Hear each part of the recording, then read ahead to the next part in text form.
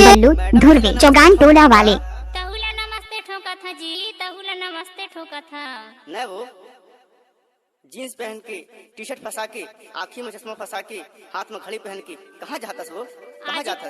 आज नहीं जानस कागा, दिन शनिवार है, मवई के बाजार है, पान खाए बर जात होगा, घूमे बर जावत हो, नहीं जानस का?